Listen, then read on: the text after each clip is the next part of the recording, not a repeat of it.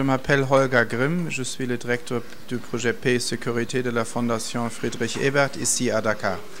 Aujourd'hui et demain, nous avons invité des experts, des représentants étatiques et des représentants de la presse et de l'armée pour juste discuter sur la question comment on peut faire face aux menaces hybrides, notamment le terrorisme et l'extrémisme violent, qui de plus en plus a commencé de se servir des réseaux sociaux et d'une présence à l'Internet.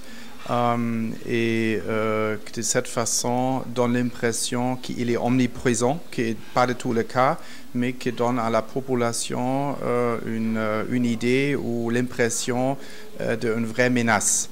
Et il y a un certain besoin à notre niveau de renforcer la coopération et la collaboration entre justement l'armée et la presse et le représentant de l'État pour créer des idées. Comment on peut justement contourner cette évolution.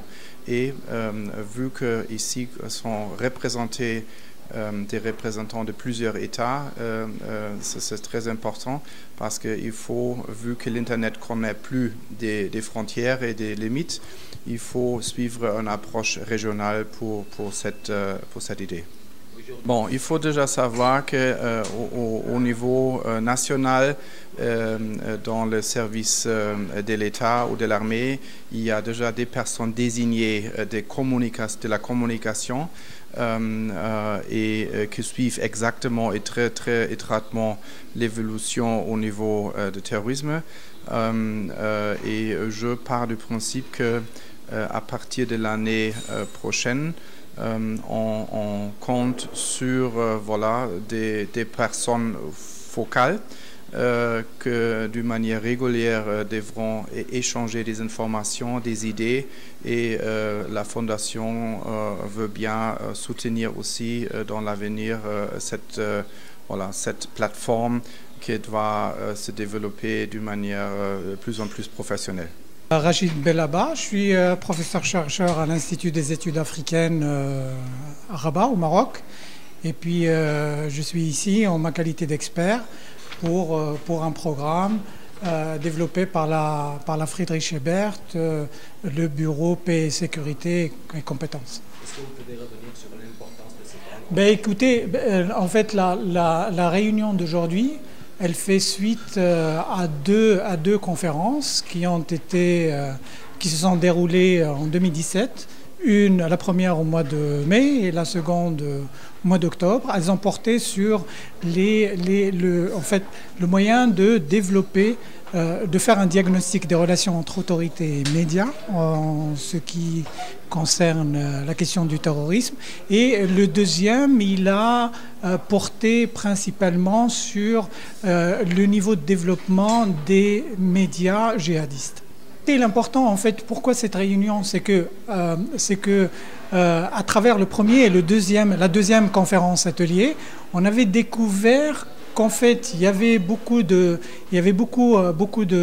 points de divergence, mais aussi des éléments de convergence. Et qu'en réalité, autant entre les journalistes, les sécuritaires ou les acteurs de la société civile, c'est que on avait proposé l'idée de mettre en place un cadre de concertation qui permettrait de coordonner à la fois d'être un réceptacle d'idées, mais aussi de coordonner les actions des uns et des autres et de trouver le moyen de pouvoir coopérer, travailler ensemble pour répondre aux défis, aux enjeux du terrorisme djihadiste. Les groupes djihadistes, d'abord au niveau professionnel, ils développent des moyens d'information et de communication qui leur permettent de parler d'eux-mêmes, de faire la publicité de leur action et en même temps de transmettre, de diffuser leurs narratifs et de toucher un large public, surtout parmi les jeunes. Alors, en échange, les acteurs, aussi bien des institutions institutions sécuritaires, de défense, les acteurs des médias, autant les journalistes et autres, et les blogueurs aussi, surtout, et puis les acteurs des médias sociaux, ils n'ont pas encore trouvé de moyens pour développer une réponse efficace par rapport comme j'ai dit, aux défis, aux enjeux présentés par les groupes terroristes. Aujourd'hui, si vous prenez la région du Sahel, on a un retour en force des groupes affiliés à Al-Qaïda. Et en plus, il y a une diversification des enseignes djihadistes. Il y a les groupes affiliés à l'organisation État islamique, il y a les groupes djihadistes locaux, il y a les groupes djihadistes transnationaux, autant ceux